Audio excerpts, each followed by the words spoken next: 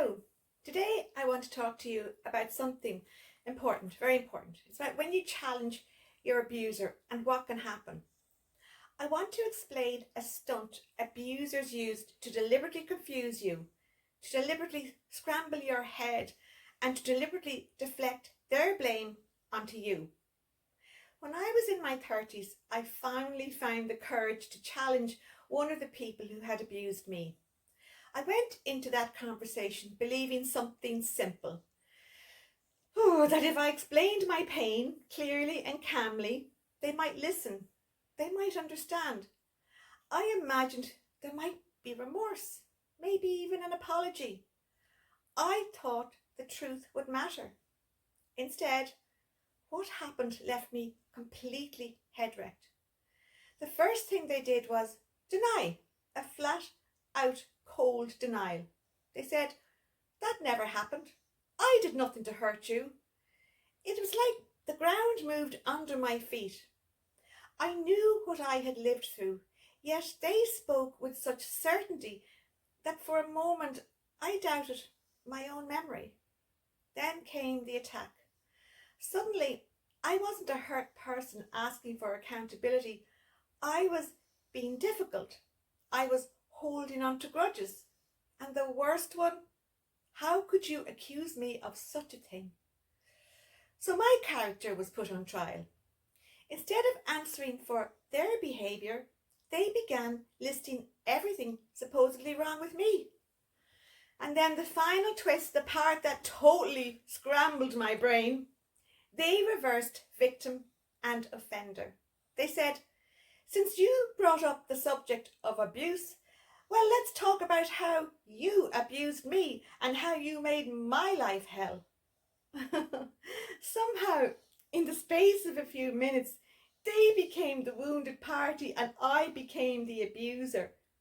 I walked into this conversation hoping for understanding and I have to say an apology. I did want an apology. So why was I now feeling like I had committed a crime against them? I tried to reason with them. I remember I tried to reason. I explained my side and how I felt they had abused me. I kept repeating myself, hoping my point would make sense to them. I explained the impact their abuse had on me. But every sentence I spoke was flipped and used against me. I got nowhere. So I just calmly and politely said to them, "This is going nowhere. I need to stop this conversation now." I left that interaction shaking, confused, more distressed than ever. There was no resolution. There was no relief, only a knot in my stomach and a voice in my head asking, "Am I the crazy one here? Is it really possible that I abused them? Am I a bad person?" For years I carried that confusion. I thought I had failed to communicate properly to them. I thought maybe I hadn't used the right words. But what I didn't realise was I had walked straight into a psychological stunt with a name, and I'm going to explain this stunt to you in this video.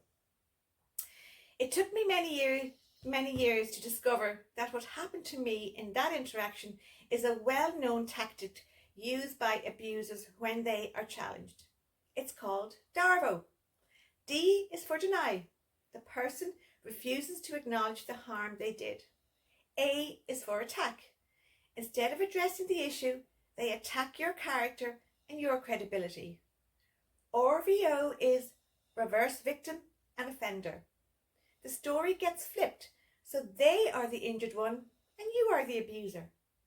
DARVO is a defense mechanism designed to avoid responsibility at all costs. It protects the abuser's self-image and keeps power firmly in their hands. And this is why it messes with your head.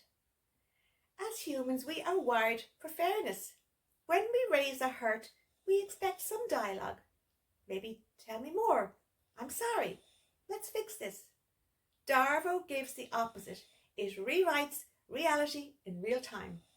That's why people often leave these encounters feeling dizzy, head-wrecked, confused, guilty, and even ashamed.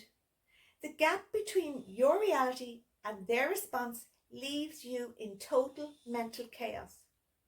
Understanding DARVO helped me see that my confusion back then wasn't weakness. It was a normal response to their twisted, manipulative stunt. It took me until my 50s to learn that word, DARVO. When I read about it, the memory of that conversation back then from my 30s came right back to me. I finally understood. I hadn't failed at communication back then. I had been trying to reason with someone who was not interested in the truth. Sorry. Looking back, I did exactly what most normal people would do. I argued my case. I tried to prove my reality. I tried to win with what I thought was the truth. And every minute I stayed in that argument, I sank deeper and deeper into their trap. So what would I suggest now to anyone who meets DARVO?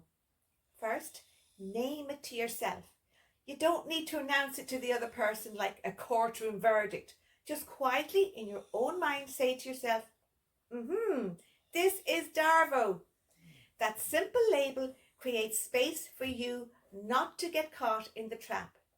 It reminds you that you are not in a genuine dialogue. You are in a stunt. Second, don't debate the stunt. Logic cannot defeat a strategy designed to avoid logic. The more you defend yourself, the more material they have to twist back at you. And third, protect your mental well-being. When you start to feel huge confusion, this is the signal to know that something is very wrong. When the conversation starts to feel upside down, this is your cue to step away. And finally, exit the stage. You are not required to stay in a play where the script keeps rewriting you as the villain. Walking away is not defeat. It's the only way to protect yourself from this sinister stunt. You cannot reason with a person like this. I really tried. You can't win. I learned the hard way that some abusers will never apologise, and our healing cannot depend on getting an apology from them. We cannot rely on this type of abuser to give us an apology. I've spoken about healing without an apology in a recent video, and I'm going to pin it at the end of this. I'll do it at the, what do they call it, an end screen or something. I'm only learning all this technology. So when you come across DARVO, remember this. Name it, don't entertain it, and exit the conversation. You deserve a reality that doesn't need to be fought for. Exiting the conversation is really important, but walking away doesn't mean the noise in your head stops straight away. DARVO leaves you with an echo, an uneasy feeling that maybe you really were the problem. Maybe you expressed yourself wrong. Maybe you deserve the attack. I want you to understand something clearly. None of those are the truth about you. That confusion you feel after a DARVO response from an abuser is not evidence against you. It is evidence of the stunt they are using to protect themselves. You do not need to untangle every twisted sentence the abuser throws at you. DARVO is not a puzzle to be solved. It is a fog meant to disorient you. The healthiest response is not to get into that fog, not to analyse it, and not to debate it in your mind, but to recognise this is how they protect themselves. And now I need to protect myself. So, to protect yourself, this is what I suggest you do when you encounter DARVO. When you are left head wrecked and their words start circling around and around in your mind, gently refuse to entertain what they say, but say to yourself, I don't have to prove my reality to someone committed to denying it. Your peace does not depend on their honesty, and your worth does not depend on their apology. The real victory is not winning the conversation. It is keeping your sanity intact afterwards. Don't let the DARVO stunt unsettle you and cause you terrible self-doubt, anxiety and stress, like what it did to me in my 30s. Hand the confusion back to where it belongs, with the person who created it. And yes, exit the stage, but as you walk away, take your truth with you and remind yourself, DARVO is a tactic, not a truth. You are not responsible for how the abuser rewrites the story. Your job is only to protect your mind, protect your peace, and refuse to let their twisted stunt define you. As you go through life, watch how quite a few people can so easily employ DARVO when they are challenged about something they did that was wrong. Once you know about DARVO, you will never get caught in its trap. You won't end up head wrecked. You'll be able to name it immediately, identify it immediately, and then drop it. So the abuser doesn't end up confusing you and making you feel sorry for them. This is why it's so important to tell you about DARVO. Thank you for listening, and I really hope this helps.